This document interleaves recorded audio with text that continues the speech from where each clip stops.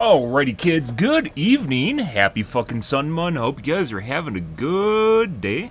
Good end to your weekend. I hope your weekend went fantastic. Excuse me. Fantastic, guys.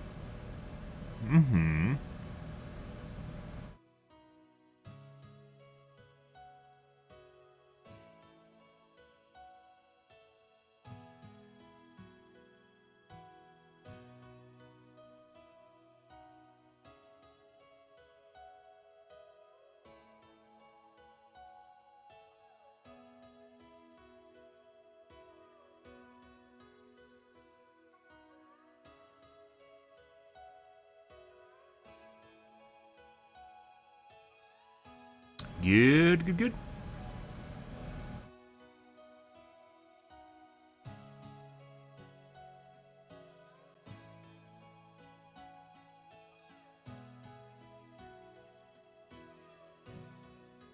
Alrighty, guys. So yesterday, we didn't really work on anything new. Got caught up in some Nemesis games, which I enjoy playing. Fuck off, Fly. Which I enjoy playing. But tonight I think we're going to be doing some Doctor games after some warm-up. Gotta be careful. Nemesis is kind of addicting. I don't know, guys. I've been watching some other streamers play this game, and it honestly looks like either there's just not MMR anymore, or something really fucking weird's going on. Like, finding streamers that actually play against hard survivors is actually really difficult, myself included. Most of my games in the last week or so have been relatively easy. I don't know why. Not like easy, but like not like I'm playing against like a super well coordinated Swift, and I'm not exactly sure why. It's not like they just disappeared. And I'm pretty sure there's a decent number of people still playing the game. Whoops. There's a decent number of people still playing the game, so where the fuck did all the Swifts go? I'm not exactly sure. It makes me wonder if there's something weird going on right now with MMR, where BHVR is changing things so they make the game more appealing to people by loosening up MMR and making it less competitive.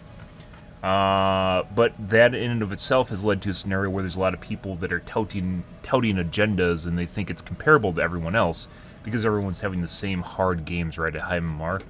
And honestly, it doesn't appear that way. It looks like there's something actually really kind of weird going on with the MMR in the game. I'm not sure. I'm not exactly sure what's going on. I mentioned this last week or so.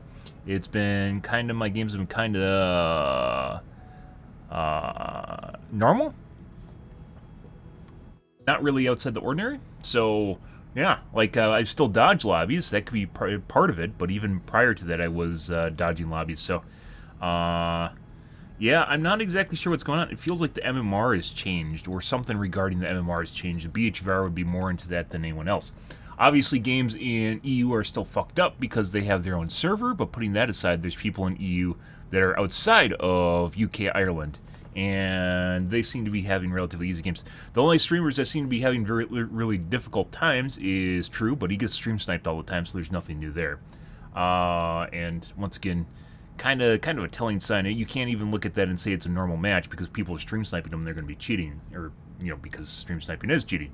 But in addition to that, they're probably actually going to be legitimately cheating. So, yeah, question marks, very much question marks. The only other survivor or only other killer that kind of looked like he kind of goes against decent survivors is Zeb, but he's on earlier, and I've only seen him maybe once in the past week because he's on earlier. I don't get up in time to actually watch him properly. So, I don't know. It honestly looks like just everyone's going against normal survivors or relatively easy survivors. It's like they turned off MMR or something weird. Because there's some stream I've like watching Dead, and basically people just constantly DC. He's kind of a sus killer in and of itself. He looks like yeah. If you just want to look at something kind of interesting, it looks like his crosshair literally like he doesn't have like a Y-axis. It's like he just looks like this, side to side, and like he doesn't have any up and down mouse movement. One of the weird things that happens to his channel. He has like no Y coordinates. It's just all X movement with his mouse. And it also constantly looks like he's flicking between like two people, or it's clicking to people or something like that. It's something really fucking weird. He doesn't look like he has normal aim in any way, shape, or form. But putting that aside, he also always generally knows where people are. Unless he has kind of a leg up, then he'll pretend he doesn't know where people are. But if push comes to shove, he usually can find people almost always. Yeah. I don't know. Putting that aside, he fucking gets easy games. Watching Ots get easy games. When True is not getting stream sniped, he gets easy games. Yeah. Winter gets easy games. He definitely gets easy games. Winter's not really that great of a killer, and he 4Ks like all of his fucking games. Hexy's getting easy games, and he's not a good killer either. He still does the same tactics he did over a year ago, which is hit and run. He loves doing hit and run, but you can't do that against high MMR squads because they always heal up in time. And eventually it turned into one of these things where he couldn't change his playstyle, and he stopped playing earlier this year. He stopped playing killer for like 2 months because MMR was too horrible. He couldn't get wins, and as such, his chat just kept making fun of him to the point at which he just stopped playing killer. He made up all sorts of excuses for it, but it was basically because he couldn't perform. And he started playing again in the same way, and hit and run is working for him. Hit and run never has worked against Swifts because they always do healing orgies, and while Ko has been nerfed, Circle of Healing has been nerfed, it hasn't really gotten to the point where it's like there's still plenty of other things in the game to help with healing, like botany knowledge, for instance, or just medkits in general. Medkits haven't changed. Medkits in general. And all he does is just run around and hits people until basically everyone's dead. And you can't do it against high MMR squads. It doesn't work. Putting aside the fact he doesn't even pressure parts of the map, he just seemingly just takes random chases. And then he's still 4Ks. It's three 4Ks. 4K is basically the same thing as a 3K for most people.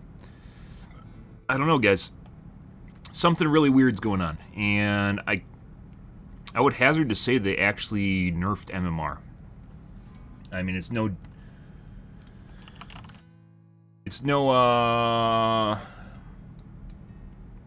joke, not a kind of hidden knowledge that the player base has declined.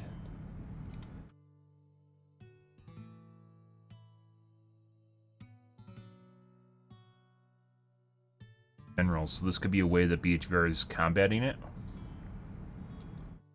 Player base is still in decline, but and brought it back a little bit for the anniversary update and the hype surrounding it.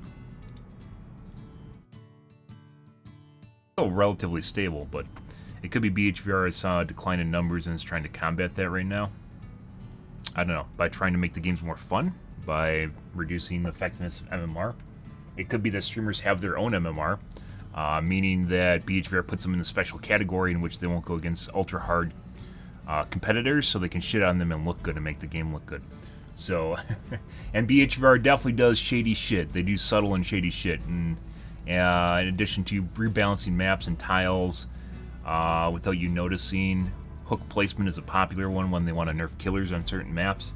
Midwich, for instance, we talked about this immediately when it happened during Midwich in January this year. I immediately noticed and then pointed it out. Took a while for other people to notice, but still did. They still eventually did. Yeah, I don't know, guys. Definitely something weird's going on, and like you can't really. It's not even enjoyable watching killers anymore because they aren't really. You can't really showcase skill when everyone's just bad. So, like all the survivors, whoever they're going against is bad, then you can't showcase your skill, right? Because it's just an easy game. And then you can't differentiate between what works and what doesn't work. Well, before I'm pretty capable of picking out when survivors are good or not. And maybe it's just the buffs from the Anniversary Edition? I don't think so, because this changed in probably the last couple weeks is when MMR has kind of seemingly started changing. I mean, Hexy's has been really fucked up for probably a couple months at this point, maybe 2 months, where you can do hit and run and just randomly just walk around and just kill stuff in 4K. And it's nothing really spectacular or interesting there. Otz has always had really weird MMR. I don't know if he has streamer MMR or he gets stream sniped by people that love him so much they just want to feed him kills. I still remember a couple weeks ago when he went against a rage cheater when everyone else is running into rage cheaters. He went against a rage cheater and they couldn't figure out how to fucking unhook themselves. Well, they were flying around, by the way, so they definitely knew what they're doing or knew how to fly. That was definitely a rage cheat. They couldn't figure out how to unhook themselves and they let him kill them. Yeah, it was fucking weird and didn't hold the game hostage. It's like the only time I've ever seen Otz go against a rage cheater. And for some strange reason, he never runs into him, despite him being the biggest streamer in Dead by Daylight category, right? He has like 9,000 people watching him, 8,000 people watching him. And he doesn't run into rage cheaters frequently. That ruin his game and ruin his experience. So I don't know. I don't know what's going on there, like he's in a walled garden or something. He's not on Ireland either, so it can't be the population thing. He plays in Frankfurt. Well, he has to unless he VPNs, but you don't know if he VPNs. Assumedly, he plays in Frankfurt because he's by Spain. He's not in Spain anymore, but he's by Spain. It's the country around there. Moldova or whatever it is. Yeah, I don't know, guys. This is really weird, and it's tough to actually pick out what's going on in the game when everyone, not only do they not have a number associated with them, but also at the same time, it looks like they aren't even playing against hard survivors anymore. And True, once again, he goes against hard survivors, but it's pretty clear that he's getting stream sniped constantly. He's on the Ireland servers, so it's incredibly easy to stream snipe someone over there, which is one of the reasons the server should be removed. I don't know why the Ireland server still exists, but it does. I talk about it all the time, and people seemingly avoid talking about it. I have no fucking idea why. I point it out all the fucking time. And, like, on Twitter, on Reddit, and people just don't even, like, it's like they aren't supposed to talk about it or something. I don't fucking understand it. It's like they don't even question it. They don't either try to disprove it or talk about it. They just ignore it completely. And this is something I've experienced when I've been on Twitter or on Twitch. When I've talked about it in like some of the Ireland streamers, they just either ignore it or they think like that they can't VPN around. Like they can't go to Frankfurt and get on the server the rest of Europe plays on. Well, not just the rest of Europe, the western part of Russia and part of the Middle East plays on the Frankfurt server. It's like fucking everyone in Europe, except for Ireland and UK. For some strange reason, I talk about it and just like on Reddit and Twitter and just ignore it. I don't understand it. Like completely fucking ignore it. And like they don't even go like, nah, there's only one server. Like they don't even try to disprove it, right? Like they don't try to argue it, and they don't agree with me. They just completely fucking ignore it. I have no idea why. It's just like some sort of fucking nasty smell no one wants to deal with. I don't know why. And I have posts on it. I have methodology of how you can figure out what server you're connecting to as well through your connections in Windows. Pretty fucking easy. And like they don't even talk about it. They don't notice it. No one acknowledges it. It's really weird. It's like BHVR tells them not to talk about it. Fucking weird shit. Very, very weird shit. Zeb plays on Frankfurt, for instance, so maybe that's something, a telling sign. I don't know. If you play in Europe and you never encounter Russian players, you are not playing on Frankfurt for sure. I mean, that's a really easy way, but there's almost no way you're going to play on Ireland if you are outside of UK Ireland, though, because ping is going to always ping you to Frankfurt better than Ireland.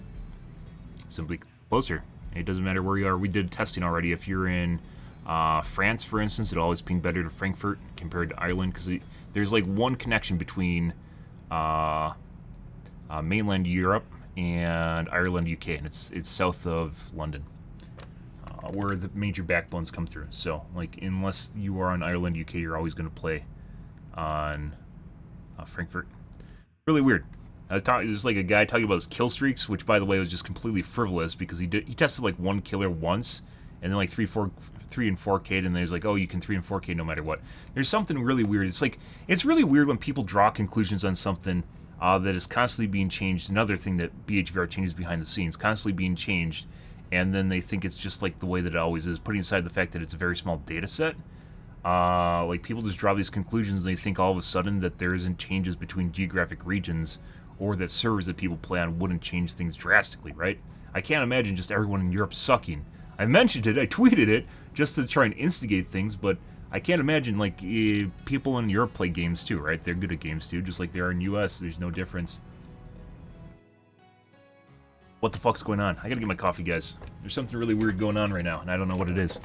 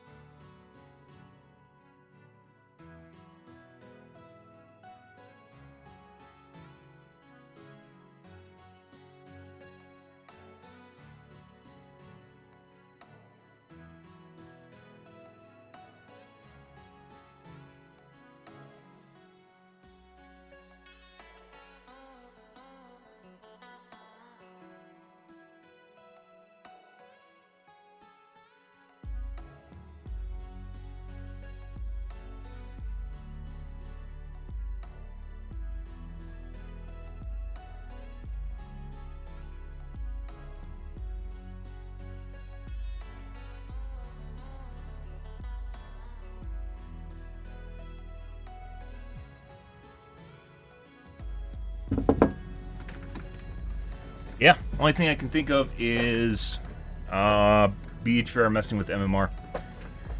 I don't know. Either that or it's a streamer MMR thing. But from what I've seen on Twitch, almost no big streamers are going against hard survivors anymore. I think that happened after the plague of, like, it really took off after the plague of rage cheating. Because almost none of for a while there, a lot of big streamers were getting held hostage by cheating, and then that just disappeared. And it really makes me wonder if maybe they turned off MMR, or put people in the special MMR lobbies to avoid having that happen until they can nail it down. They should tweet that. Fucking weird. It's like something I could actually definitely could see happening.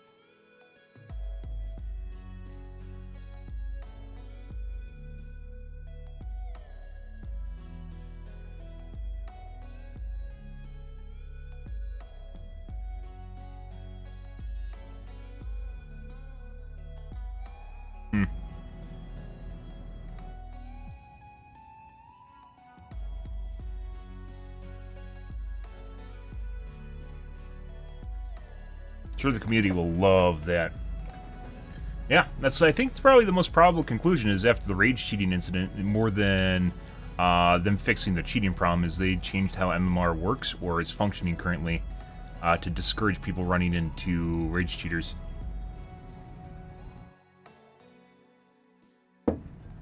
That's actually... Yeah, I don't think it's just streamers either, because I get it, and I'm a really small streamer, so...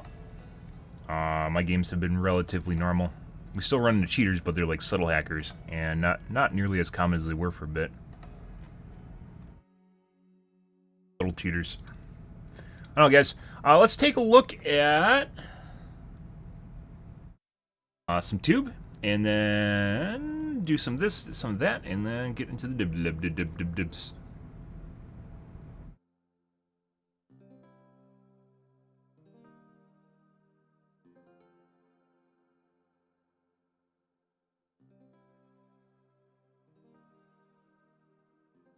Nope. Project Farm. I really like to protect my hands. Show me your gloves.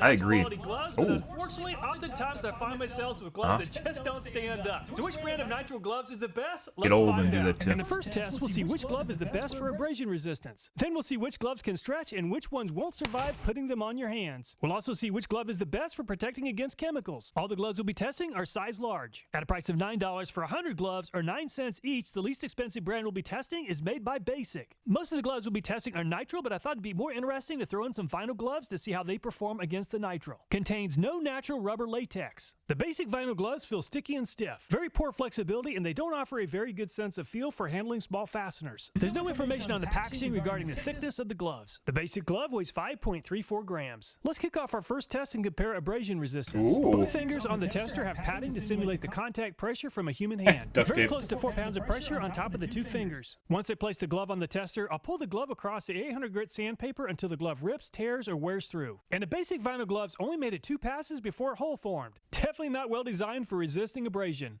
At a price of $10 for 100 gloves, or just 10 cents each, is this Hardy brand, which is sold at Harbor Freight. The Hardy Nitro gloves are 5 mil in thickness, 3 times the puncture resistance compared to latex or vinyl. We're going to test that. Superior chemical resistance, textured palm for better grip, exceptional tensile strength. The Hardy gloves are a lot less sticky feeling compared to the basics. They're pretty thin gloves, so they offer a pretty good sense of feel for working with small fasteners. The Hardy glove weighs 4.57 grams. Just like the basic gloves, the Harbor Freight Hardy gloves experienced a small tear after 2 passes. At a price of $12 for 100 pack, or 12 cents each, is this? There's a lot of different brands of these. To throw in some latex gloves and see how they perform against the nitros. Compared to the vinyl and the nitro gloves, the latex gloves are a lot more stretchy and comfortable. They offer an excellent sense of touch and finger dexterity. The Adena glove weighs 6.89 grams. And the Adena latex are very thin and aren't nearly as durable as the basic and the Hardy at just 1 pass across the sandpaper. At a price of $15 for 150 gloves, or 15 cents each, is this Comfy package. It claims to have an extra strength texture for expanded stretching with no tearing. If you're working with very small fasteners, the Comfy just doesn't offer as much finger dexterity as the Hardy and the Adena gloves. The Comfy package is 5.5 grams. And the Comfy gloves are by far the most durable gloves yet, with the hole forming on the gloves on the 7th pass.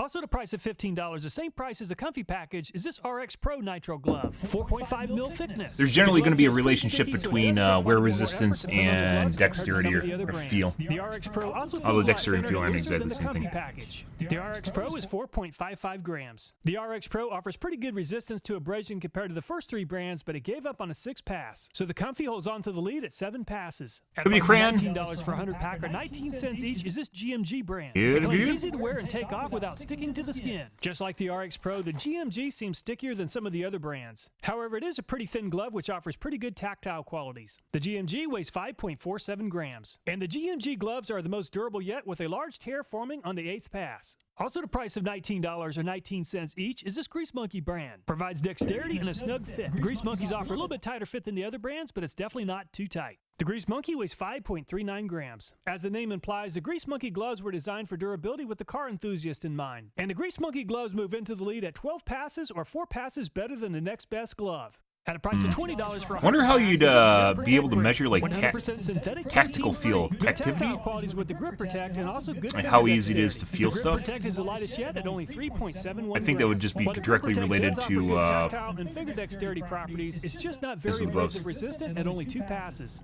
At a price of $25 for 100 gloves is this Phantom brand. Most of the other gloves are made of nitrile. The Phantoms are made of latex. The Phantom latex gloves have great stretchiness, comfort, and tactile qualities. And the Phantom is the heaviest yet at 7 grams. Just like the Adena latex gloves, the Phantom tore on the 1st pass. So latex gloves just aren't very resistant to abrasion. Nope. At a price of $25 for 100 gloves is this Silverback brand. Nitrile powder-free gloves. Which you need if you're doing any sort of blue collar work. Unfortunately, all of the Silverback gloves in this box are defective and are missing part of the rubber collar. So the gloves are going to tear under the slightest amount of pressure. The Silverback weighs 4.96 grams. And the Silverback glove just isn't nearly as durable as the top performers at only 4 passes.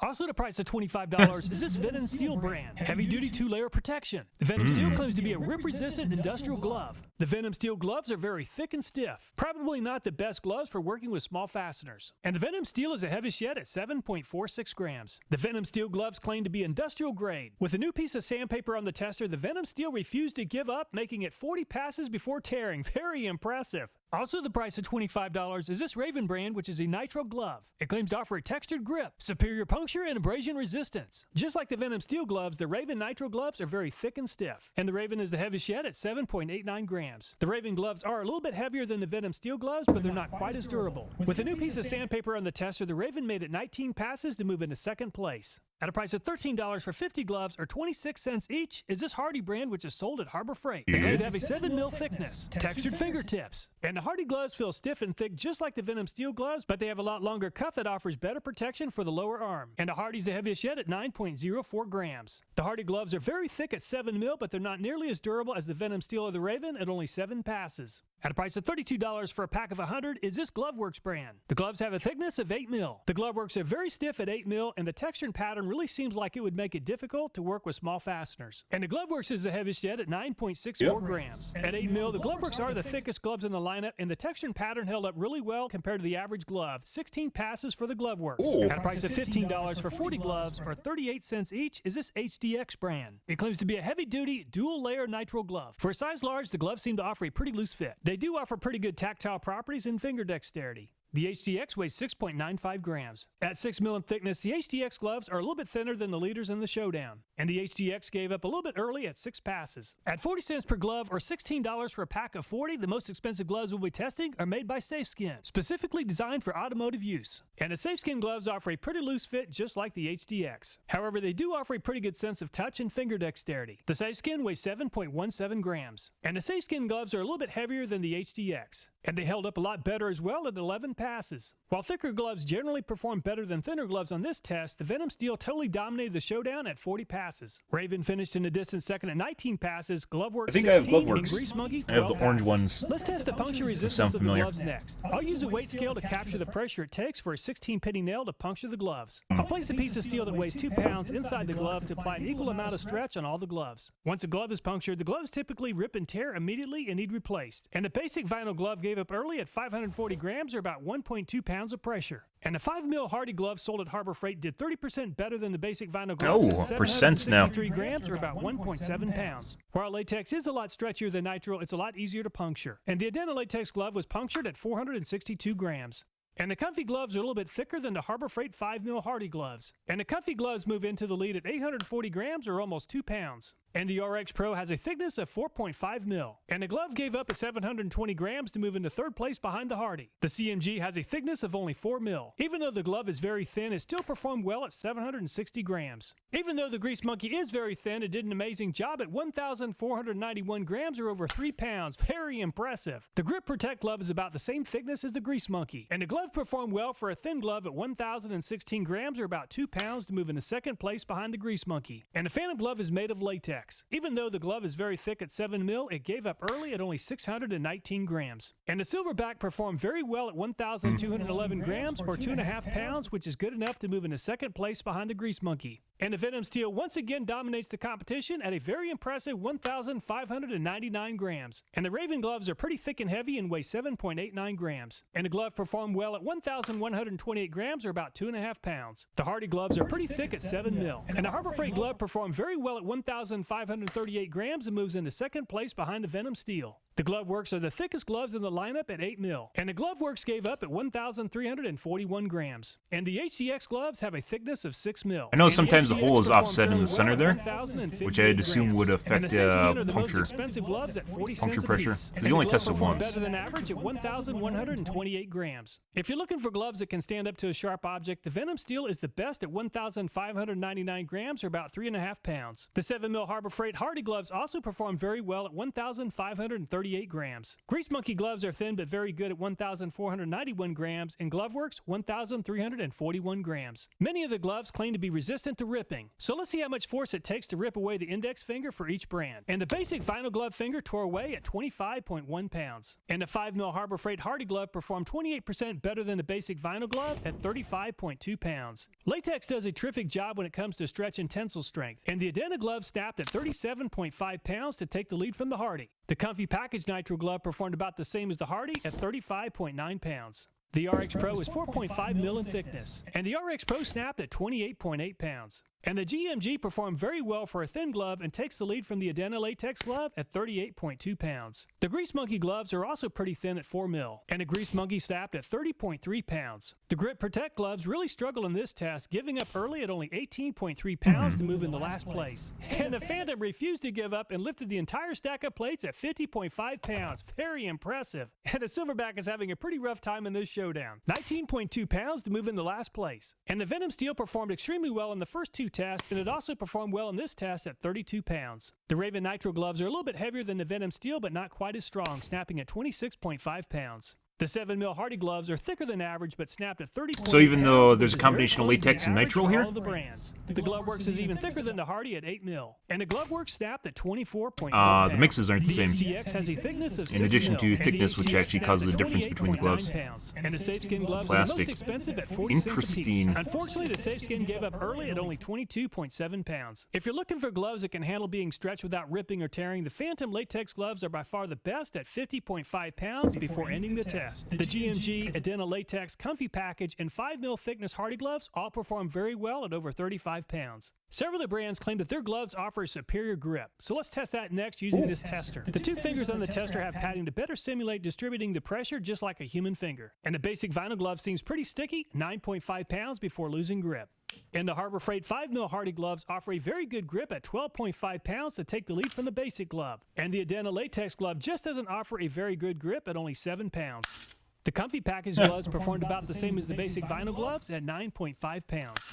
The RX Pro made it to 11.5 pounds before losing grip, which is good enough to move into second place. The GMG performed almost as well as the RX Pro, losing grip at 10.5 pounds. The name Grease Monkey seems to fit with the gloves losing grip at only 6 pounds. The Grip Protect gloves don't offer as much grip as many of the other brands at 9 pounds. And the Phantom Latex gloves perform well at 10.5 pounds. The Silverback gloves just don't offer as much grip as many of the other brands at 8 pounds. The Venom Steel performed well at 10.5 pounds, the same as the RX Pro and the Phantom Latex gloves. And the Raven Nitrile gloves. He probably could have made that easier on himself by putting a screwdriver through the center and pulling down on that, so it's like a handle. Move into the lead over the Raven at 13.5 pounds. And the glove Still interesting that he tested at this 11 pounds. And the HGX moves into a two-way tie with the Harbor Freight Hardy at 13.5 pounds. And the Safe Skin offers better grip than average at 11 pounds. If you're looking for a brand that offers the most grip, the 7mm Hardy and the HGX came out on top at 13.5 pounds. The Raven finished in third at 13 pounds and the Hardy 5mm 12.5. It seems like rubber gloves often fall apart before I can even put them to use. I've placed tape around the top edge of the pipe to protect the glove. My fingernails are short, so there shouldn't be any problem with the gloves getting cut. And the glove cuff tore on the basic vinyl at 58 pounds. And the Hardy glove didn't last quite as long as the basic at 39.5 pounds. The Adena Latex glove performed about the same as the basic at 57 pounds. The Comfy Package also did very well at 56 pounds, or just 2 pounds less than the basic. The RX Pro disintegrated at 47.5 pounds. I have to admit, this is a pretty painful test on the hands. The GMG performed very well at 55 pounds, or just 3 pounds less than the basic.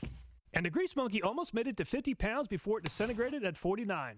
The Grip Protect gave up a little bit early at 40 pounds, or 18 pounds lower than the leader. The Phantom Latex glove gave up a little bit sooner than anticipated at 38 pounds. The Silverback has a defective cuff section on all 100 gloves, and it tore at only 5 pounds. The Venom Steel has performed very well throughout the showdown, and it did well in this test at 53.5 pounds. And the Raven performed almost as well as the Venom Steel at 52 pounds. And the Hardy 7mm did 1.5 pounds better than the 5mm Hardy at 41 pounds. The Glove Works took a lot of force before giving up at 52 pounds. And the HGX made it to 42.5 pounds before coming apart. The Safe Skin did a little bit better than the HDX at 49 pounds. Most of the gloves made it past 40 pounds just fine. What was very interesting is that glove thickness really didn't seem to help or hurt in this test compared to some of the other tests. I think it has a lot to do with the resistance of the gloves using gasoline and acetone. retention ring on the bottom. That paper towel inside the index finger of each glove. I added some food coloring to the acetone so we can see if the paper towel absorbs any acetone. Since gasoline is non-polar, gasoline and food coloring just won't mix. Let's check back on this in an hour to see how the gloves are holding up. It's been right at an hour, so let's take a look at each of the gloves to see how they performed. The paper towel is wet with acetone, and the basic nylon glove has totally disintegrated, and the latex glove held up just fine in the acetone. The paper towel is dry, and the glove fingers chemical resistance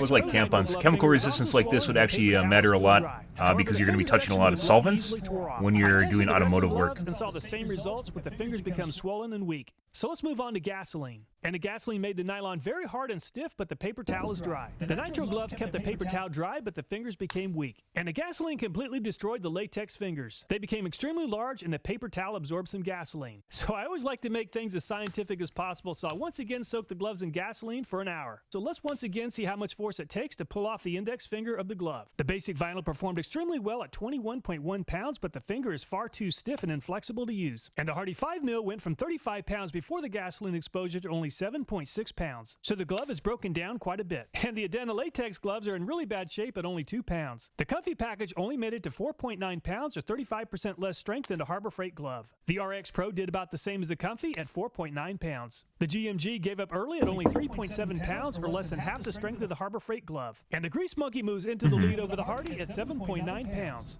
The Grip Protect performed about average at 6.5 pounds. And the fingers on the Phantom latex gloves are very bloated, and they gave up early at 1.2 pounds. And the Silverback only made it to 4.3 pounds before giving up. And the Venom Steel continues to perform very well at 9.8 pounds, the best of the Nitro gloves. And the Raven Nitro also continues to perform very well, making it to 8.8 pounds to move into second place. And the 7mm Harbor Freight Hardy gave up a little bit early on this test at 5.3 pounds. The Gloveworks performed very well at 9.5 pounds and moves into second place behind the Venom Steel. The HDX also performed very well at 9 pounds, which is good enough to move into third place. And the SafeSkin held up really well at 9.4 pounds, which is good enough to take the third place from the HDX. The loss of tensile strength is a pretty good indicator of the glove's condition. However, the nylon glove performed very well in this test at 21.1 pounds, but became extremely stiff and unusable. Looking at just the nitrile and the latex gloves, the Venom Steel held up the best with a tensile strength of 9.8 pounds. Vinyl, I believe, is also PVC. SafeSkin and the HDX also performed very well at 9 pounds and over. Assessing comfort is highly subjective, but I've had a lot of requests to provide this type of information. The Adena Latex and the Grip Protect are the thinnest and the most elastic, making them very comfortable to wear with the best possible rating of 1. The Hardy 5mm, Grease Monkey, and the Phantom Latex gloves are also very comfortable with a rating of 2. The Venom Steel easily won this showdown with an average finish of 3.6. It also came out on top for abrasion resistance and puncture strength, which are probably the most important categories for glove. I think these are all 100 packs, but definitely should be price per glove. The Raven also performed well with an average finish of 5.3, performing well in most categories.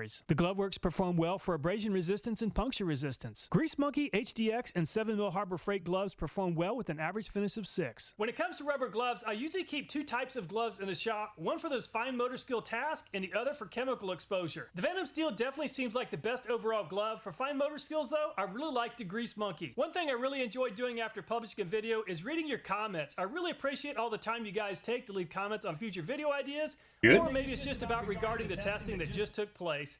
Thanks Content creator interaction, guys. Oh my god. Look forward to next time. Love his videos. Good stuff. Good stuff.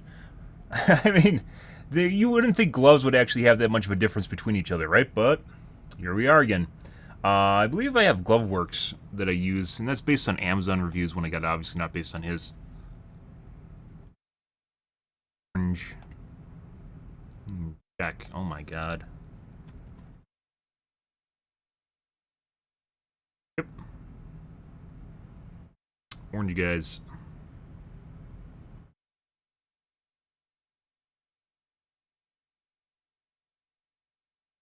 Still sell them, guys. Have them 4 years later. Good. Good. Alrighty, guys. Let's see. Enjoy richer builds. Generally don't watch it on stream though. Mainly a lot of automotive stuff. Even women hate She-Hulk. Chemical Drinker's still going on. Is this a podcast? Yeah. No. Oh my god. He has chicks on his stream. Oh my god. Good for him.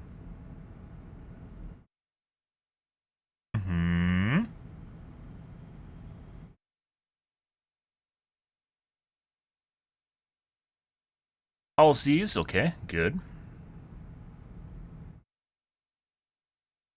Nothing of interest here.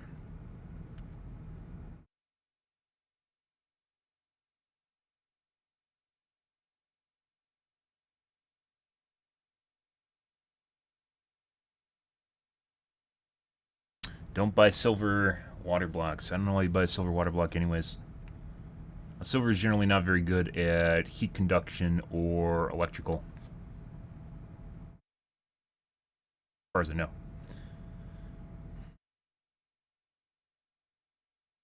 Five ways Las Vegas prostitutes scam you.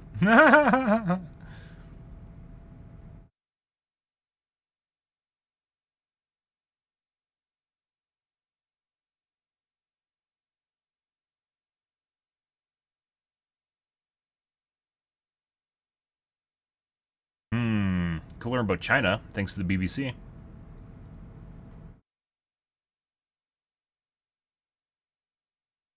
Artemis, if you guys are curious, the SLS launches tomorrow, where they're launching a test rocket, and it's going to go around the moon and come back, in preparation of the moon landing in 2024.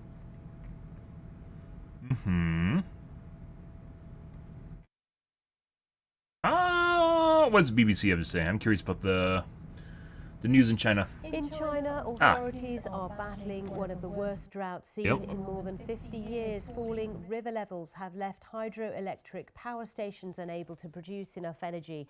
As a result, emergency measures to save electricity have come into effect. Shopping centres have been ordered to close early, factories have temporarily shut down, and the lights on Shanghai's famous waterfront are to be turned off. Catherine DaCosta reports. Lights generally don't even use that much electricity anymore, guys. The reasoning for that is because they're all LED. And LEDs, fluorescents were even pretty energy efficient, but LEDs are even more so. Obviously, they didn't use fluorescents. They probably used like HEDs or something. But LEDs are insanely energy efficient. They keep improving too. Which is why if you have like a 4 watt, you have like a 4 watt light bulb that used to be like a night light bulb. You know, you have something that's turned on all the time, incandescent. It can run like a fucking like a not 1,000 lumen, but like 300 lumen, 400 lumen light, which is pretty fucking bright. China's record-breaking drought has scorched farms and caused some lakes and rivers to dry up. The Yangtze River, Asia's longest waterway, is now at record low levels. Officials say hydropower reservoirs are currently down by as much as half. At the same time, a surge in demand for air conditioning has put power companies under extreme pressure. This is Shanghai's famous skyline, the Riverside Bund area, a popular tourist destination, now plunged into 2 days of darkness. Restrictions have been brought in to try and ease demand for electricity. Large cities now consume a lot of electricity. Power generation provinces like Sichuan. Once again, if it's LED, I can't imagine using that much. Actually, I don't know. They have a lot of lights, right? If our Shanghai government puts restrictions on consumption, Seems like a drop in the bucket. Industry, on the other hand, uses a shitload of electricity. Commercial uses a shitload of electricity. In a harsh reminder of the devastating effects of drought, local news reports show fire trucks delivering water to villages in the central Hubei province as rural communities struggle to get by and crops have withered. Plunging water levels of the Yangtze River in China's southwestern region have revealed this trio of Buddhist statues believed to be 600 years old. In the past, the water level was basically more than 3 meters during this season. I've been working for over a decade and I've never seen such low water levels. Yep. It's a cycle, though. Don't worry. Every 1,000 years, yep. China issued its first Oh, national jeez. drought alert of the year last week. Some Europe's authorities also in pretty bad parts off. of central and southwestern China have turned to cloud seeding, an attempt to try and induce rainfall. There have been reports of rockets being launched into the sky carrying chemicals, but a lack of cloud covers stalled efforts in some areas. And Cloud there's seeding no only works if flat there's on the clouds. site, a red Cloud seeding heat is wave artificial of rain. If you guys are water curious, it's been around for like remains 60 in years, place 70 in years. large swathes Different ways of doing it. Catherine DaCosta, BBC One of the News. reasons they generally don't do it is because it's kind of like not a prototype, but like it's a bleeding edge technology, and as such, like they attempted to do it. There's all different sorts of weird reports about when people or governments have attempted doing it, and it leads to some weird results somewhere else. Like they tried to do it to remove cloud cover during the Beijing Olympics, I believe, in 2018, and it ended up causing a freak snowstorm. Yeah, like they attempted to preemptively cause the rain to drop, and instead they caused a snowstorm. Don't worry, guys. Perfectly normal. Perfectly normal stuff. Yeah, every day. Don't worry, guys. Pretty cool, though. Good. I was kind of curious why I get BBC News instead of, like, NBC or something, but I guess I'll watch BBC. If something's relatively unbiased, I prefer that over a biased take that aligns with my political opinion. I showed Ray my lightsaber. Oh my. Lewd. She looks like she's stoned. YouTube really wants to get me to watch this, and I swear every time I see it, it looks like she's stoned out of her mind. We'll leave John Oliver for tomorrow. Where was AV? AV was bitching about something. Go AV. There it is. What are you bitching about today? Gentlemen, welcome back to the shop. I'm on Thank light you. duties. You too. Gargling with hot sodium hydroxide, as you can hear. Apologies. So we're going to do some citizen sciencery. Ooh. We're going to see if linseed oil soaked rags will auto-ignite. Of course they will. Events over the course of the last 2 years clearly indicate you can't trust nobody, even your own two eyes. So you got to confirm everything. I saw this on the news, or rather what I like to call what we want you to think today. ABC, already been news. Couple's hacienda burnt down on account of linseed oil soaked rags, and they tout out this pseudoscientific, they got an IR gun at least. And they show that the temperature starts rising up, and then they cut to another scene, chatting about, I didn't know oil-soaked rags and the hacienda burnt down, it's a bloody travesty, and so forth and so on. And then they cut, and lo and behold, the thing's engulfed in flames. But you don't see it auto-ignite, which leads me to believe that it's fucking bullshit. However, maybe it's not. The auto ignition temperature, linseed oil, is roughly 340 degrees science, give or take in Frankenstein, about 1 million. I would be surprised if we could get up to that temperature, but we got a K-type thermocouple with 2 leads. We're going to drill a hole in the side and see what kind of temperature we get. Now, auto ignition temperature is different than flashpoint. Flashpoint is if you have an ignition source, a lighter, a Bic lighter, and you put it to some gasoline, it's got to be minus 43 before that thing won't chooch. It'll flash off in your face, no problem. Diesel's a little bit different. It's got to be over 50 degrees centigrade, which means that gasoline is very, very unsafe. It's dangerous. Do not use it for starting fires. Use kerosene. Use used engine oil. Use diesel. My own run-in with that demon gasoline, I was about 19 or 20, working up in the Yukon. Summer off, mining. And you get the living out allowance. If you lived in camp, you wouldn't get the living out allowance. So I rented a fella's little shack on an old tailings pile. They had those dredges and those big long tailings pile. Well, those are perfect because you just get a bulldozer in there and it's all aggregate, it's all stone. You just, pull yourself out a pad and you got waterfront slough.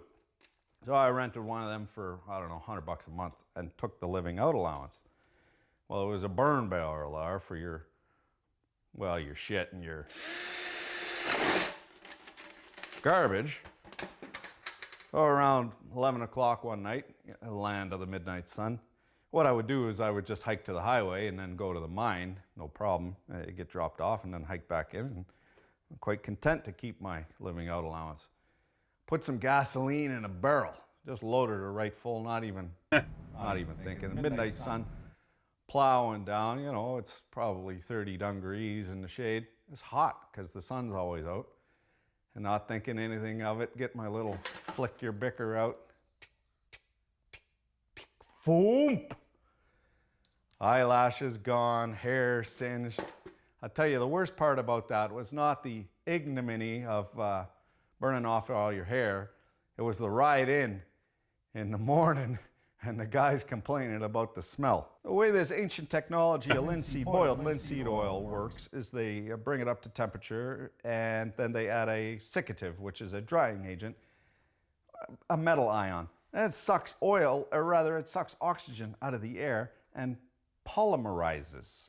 In the previous video, Plastic. I drew a little diagram there, or a chemical diagram, and I happened to have made the mistake of drawing it with Texas carbon, that is pentavalent carbon, which is in no way, shape, or form cromulent in the undergrad society. So, in the words of, he was an academic at Harvard.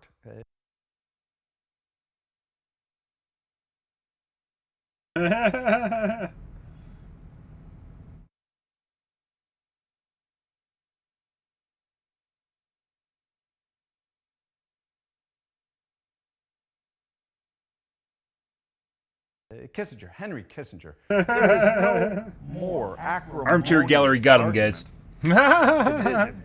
Vile than an argument between Never been a thing in academics. chemistry. Like, it's never been my thing. Because the stakes are so very low. The stakes are so very low in a YouTube video. Ain't nobody basing their I don't know why. Just doctoral never clicked with me, on me ever. saying how linseed oil chooches. But, you got to piss with the cock you got, and if you're an academic I actually don't want to supersaturate these rags on account of I want as much surface area as possible to allow the oxygen to get in there as quickly as possible to up the temperature so that we get fire.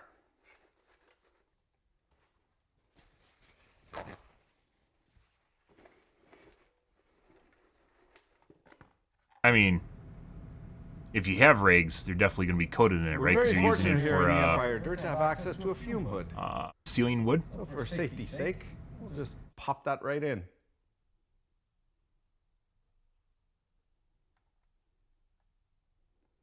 And we're seeing some action there on the second probe.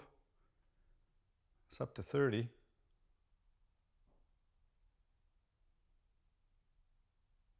Now this is about as edifacting as discussing world events with a teenager. We're gonna add a secret magical ingredient, what's sure to make this thing chooch, and that is turn our back on it.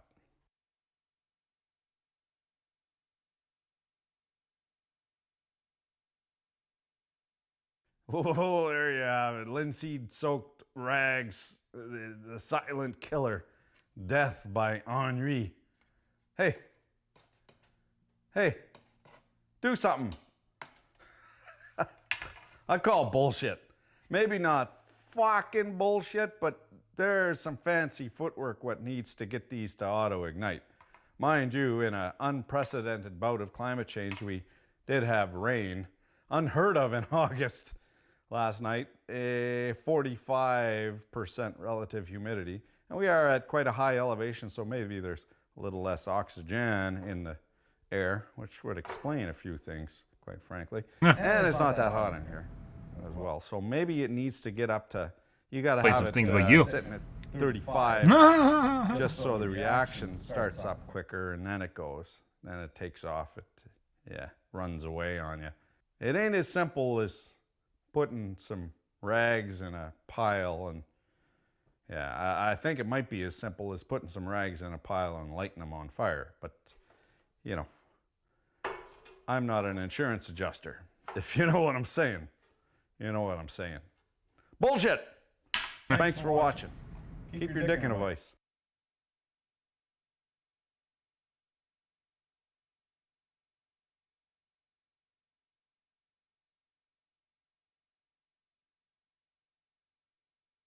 We had a pile of rags in junior high. Started smoking in the wood shop one day. That was a class where we discussed a rag bin for rags soaked in linseed oil and other stains.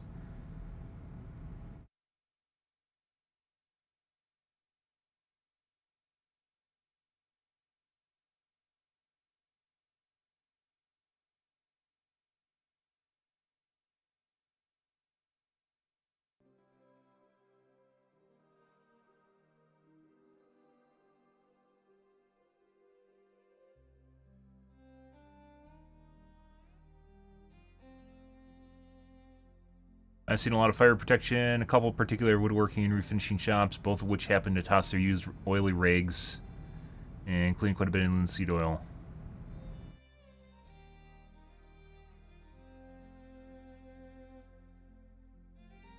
Both cases we're talking about barrels, typically old metal barrels over against a wall, left there filled up over eventually with discarded rags. Both to keep the rags separated from other refuse. In both cases, rag barrels did indeed spontaneously combust after hours in the dead of night with nobody in the shop. This is a story.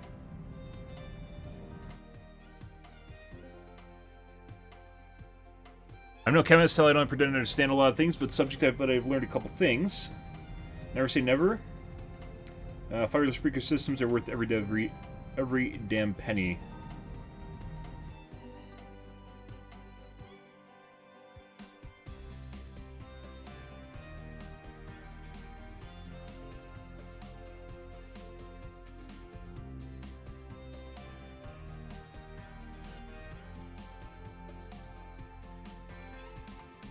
I owned a deck restoration company for 30 years and invested in only Cabot's linseed oil to finish every project. My guys are responsible for storing all oil-soaked rags in an empty 5-gallon bucket submerged in water due to the rags spontaneously combusting. One of my guys left a bucket of oil with soaked rags in the shade at a job, and the client moved it out into the sun and ended up burning down the client's pool cabana. Linseed oil rags do ignite. Mainly in sunlight, they tend to smolder in cooler temps. Ah, maybe sunlight.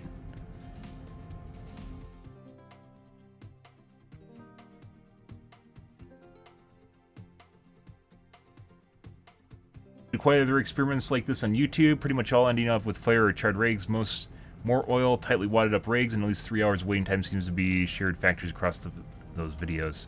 So this post was generally more of a political bullshit thing than actually sciencing, right? The post from AV is more of a political grandstand rather than sciencey stuff. Like, he didn't try a bunch of different things to try to get it to work, he just tried to showcase that it didn't work. Gonna bite him in the ass, because apparently there's a lot of evidence pointing in the opposite direction here. Hay will spontaneously combust if it's baled wet. Has to do with tightly bundled hay composting in the middle, generating heat and catches the outer drier layers on fire. Wonder if the rags would need a similar environment. AV, unlike Project Farm, AV definitely could use a little bit of scientific method to go with his videos. Likes to wing it a little bit too much. Point. Sometimes he does, and sometimes he doesn't.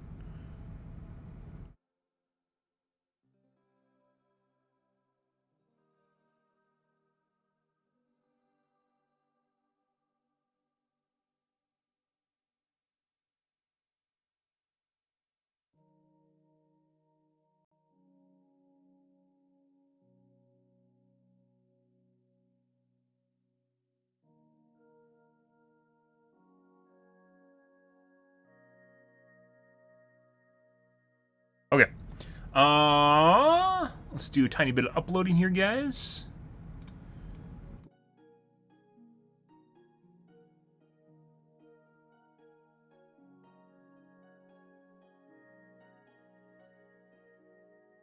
Play some Gamas.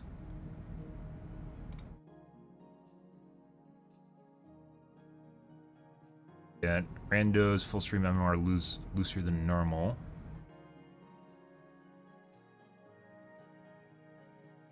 Ah, we got a highlight.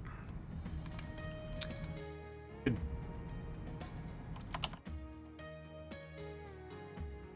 August 27th.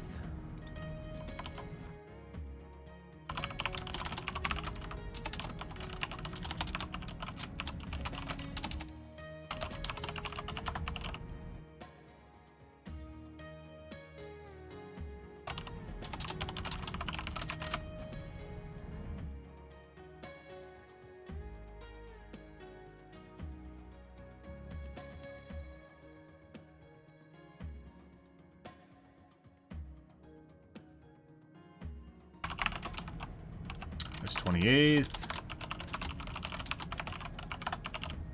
Yep.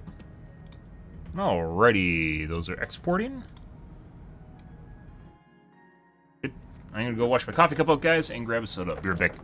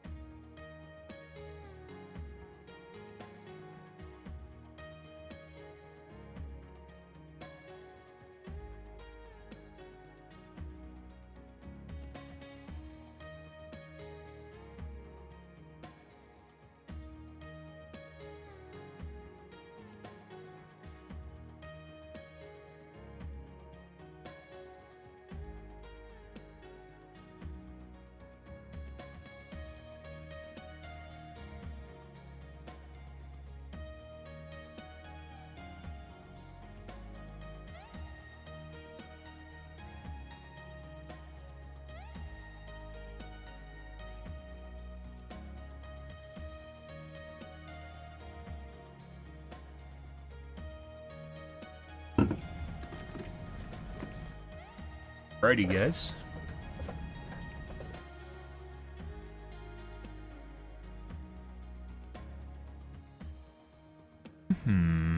There we go.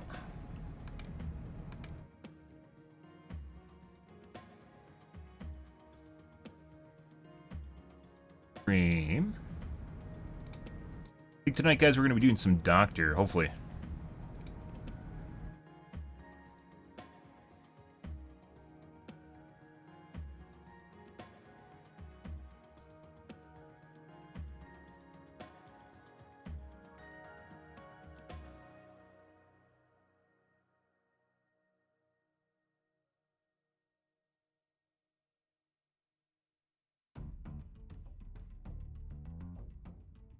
What should I have done? Not walked into the zombie 3 separate times. Uh-huh.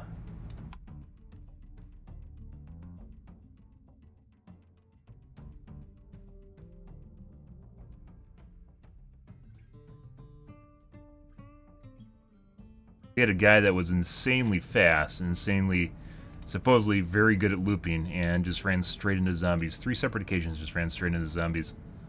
All 3 times. I shouldn't say that, like, MMR is completely off. We still occasionally get hard games, but it seems like they're kind of broken up, or I'm dodging lobbies that are supposed to be hard. I'm not sure. What was this game yesterday? Ooh, we gotta schedule it, too?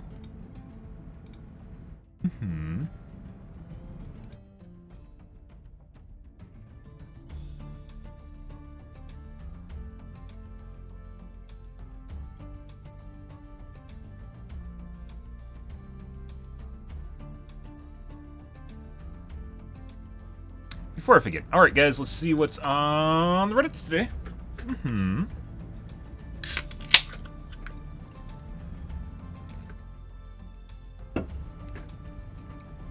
Alrighty. What do you believe is the rarest skin in the game right now? BlizzCon Bastion? Pink Mercy?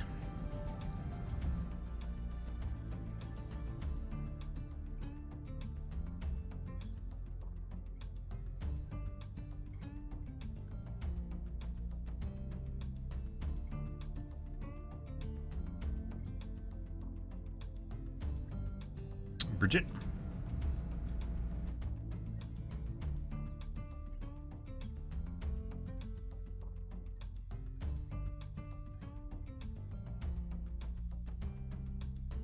Started playing Overwatch. Is there some kind of inside joke among Diva players where the dive bomb behind enemy lines away from the entire group spam I need Healy repeatedly die and repeat over and over again? No, that sounds legitimate. Nah. Low MMR plays? Yep.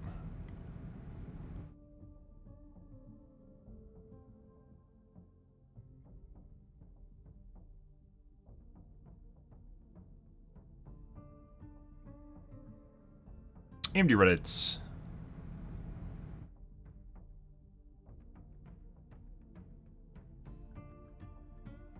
So now 50 F-Max, which is supposed maximum frequency of 5.85 gigahertz.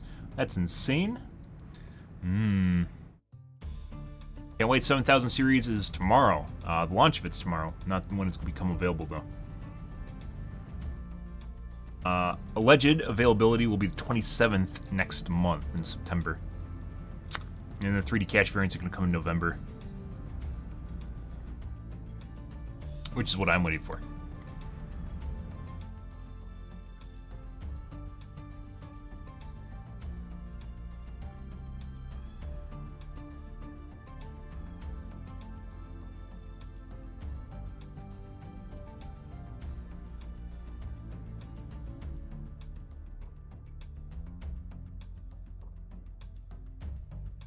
What? Nothing. DVD Reddits, guys.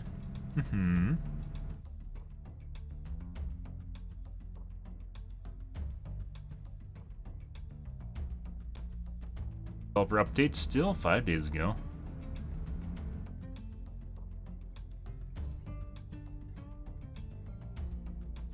Well, if you just stand in front and block hooks, you can't always. Is this Sadako? We saw this as a bug. Yeah, that. Fires can do it too.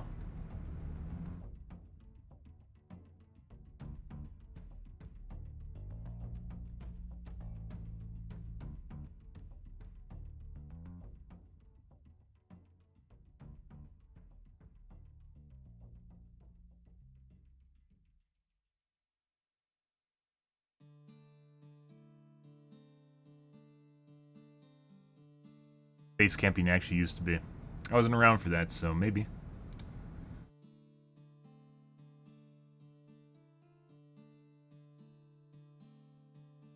You guys deactivate rune but not undying.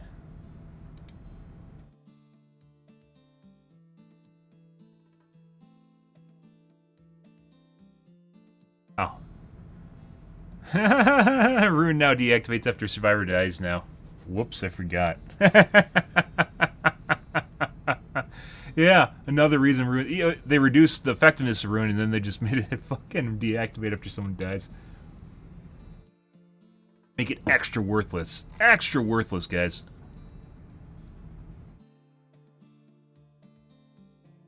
Another anti-tunnel measure that won't work, unfortunately. Why would rune be tunneling? Rune would have nothing to do with tunneling. People will be on the gens. If you're tunneling someone, people will be on the gens, or they'll be coming in for body blocks, I guess? But that's a really high MMRs when you start seeing body blocks. You consider, ruin a compatriot of tunneling.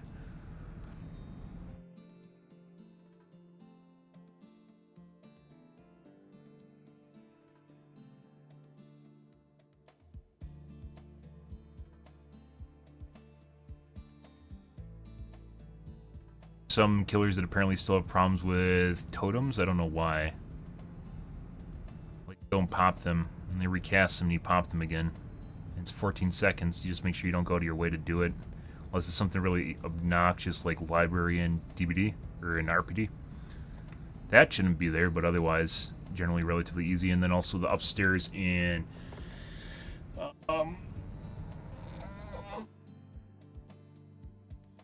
Hawkins, which doesn't exist anymore.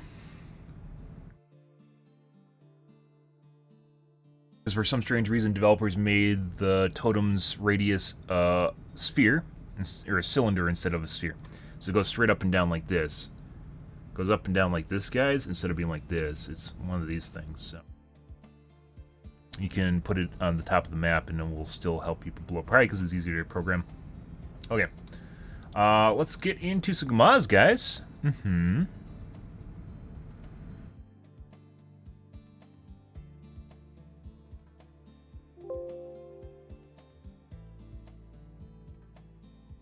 Alrighty. I have tonight. We're going to start out with some Nemi games and then see where things go.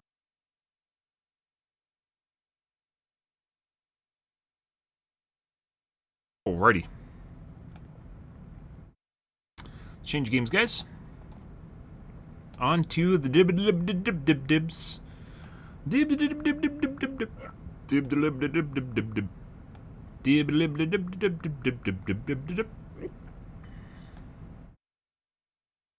Got the hiccups. Let's change her.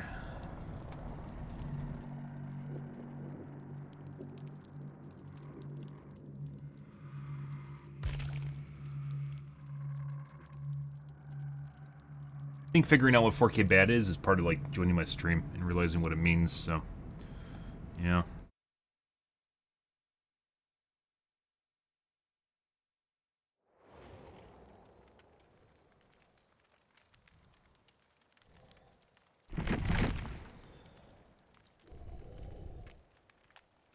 Alrighty.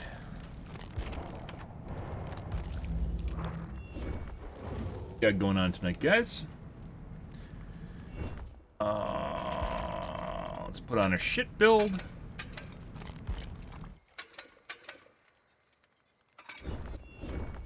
Currently, not achievements. Incentives are coming back with the next patch too, so. That's hearsay though, I haven't seen anything officially mentioning it, but that's what I was told. That's what not what I was told, that's what I hearsayed. Hearsaw.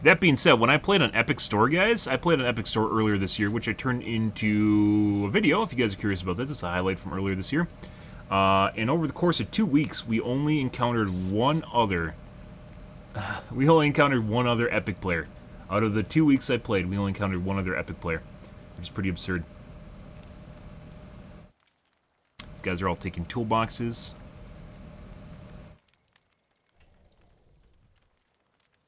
Just gonna see a bunch of BNPs.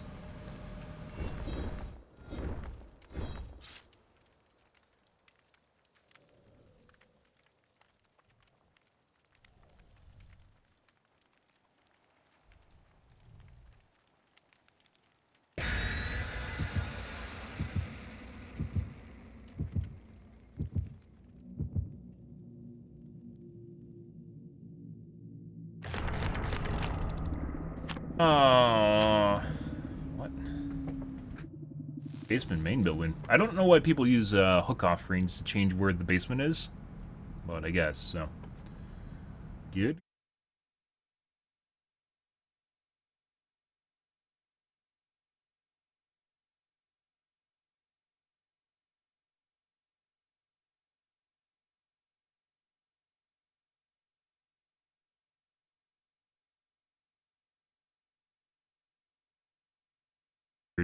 That's not normally where the load bar stops. It normally stops right there.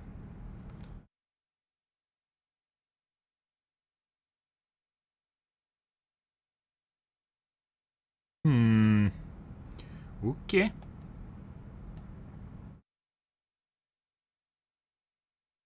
Waiting for something. Then it finishes loading. It goes all the way right before the match starts, which can be about 30 seconds to 20 seconds afterwards. Cam off for first game.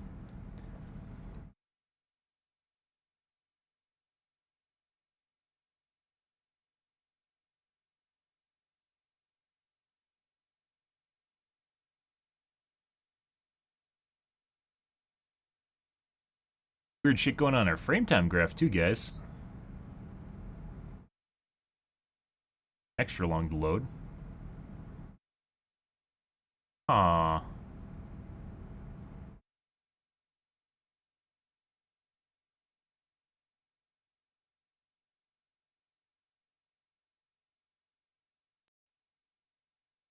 Next game.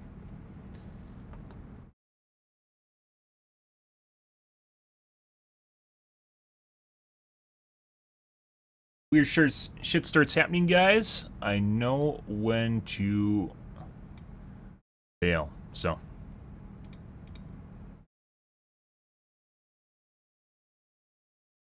On to the next one.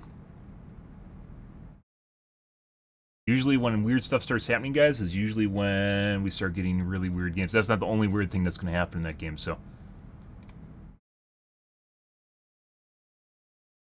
One moment, please. Please stand by.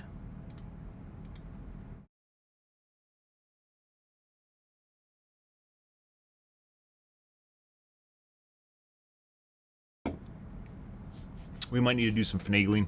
This username I've had for a while, too, so it would not surprise me if we needed to rotate it.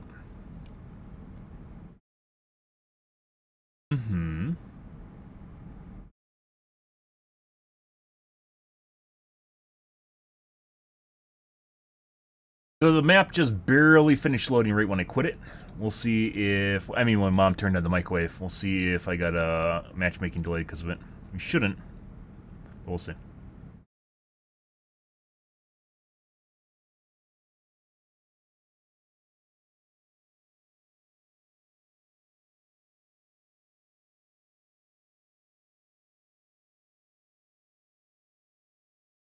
Had some spider sense tingling there, guys.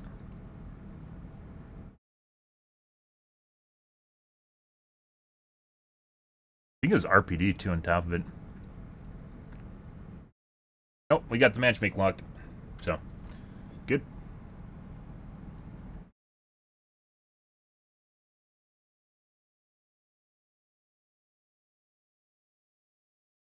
Let's see, Edge. Wormax.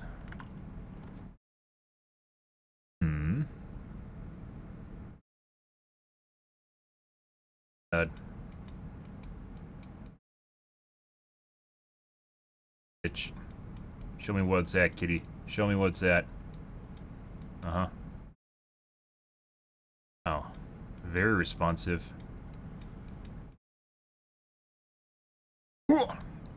Didn't make you guys. Those are bot worms, you can tell. Based on, they always are, like, risk apprehensive. They always veer at exactly the right moment, too.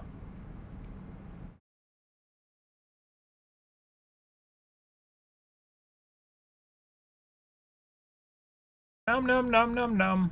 Nom nom nom nom nom. Fuck off, bitch. Oh, yeah? Oh my god. You too! You suck my dick. That's a player. Botworms will almost never dash. Ever.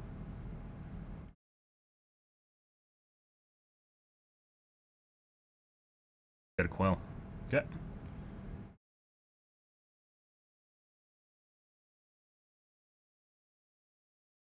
Let's leave, the kids are showing up.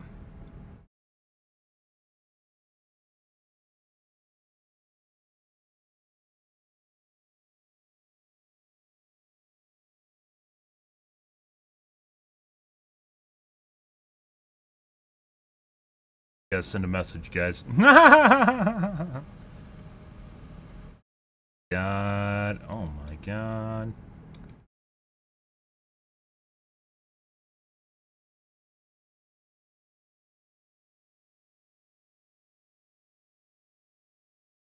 Worm definitely showed up because you saw the coil. People that use a map hack will show up when you start coiling and try to coil you. Or wait for you to fuck up. So you gotta leave right away. God. Free things! Free loot! Oh, jeez. Oh my god. Oh god. Yoink.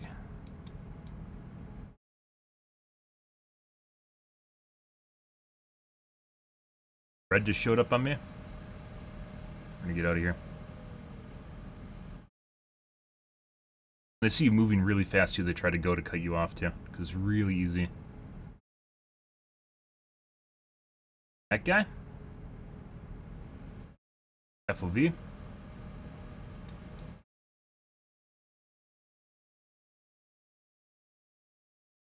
What the fuck is that shit?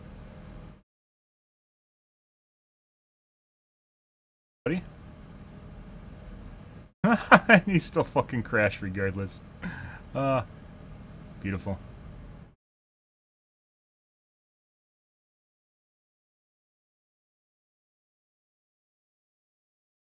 Yeah. Oh, that is lovely.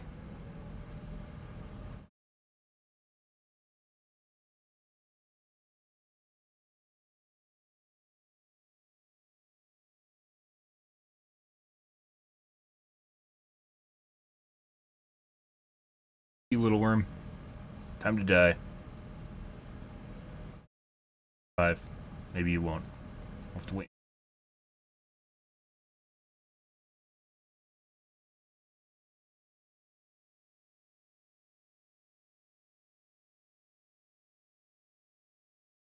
You can actually get a power perk that allows you to eat people's green goobers, which normally you can't. Brown's growing. Brown. Is Brown a person? We're about to find out.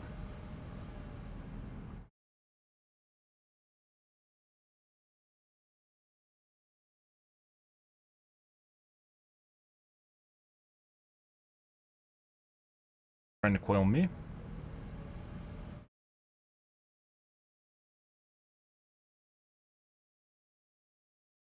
Leave.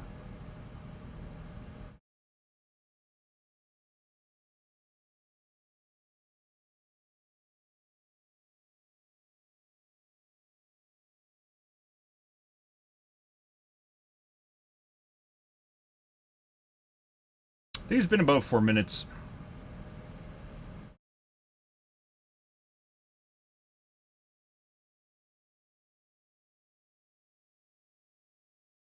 Mine?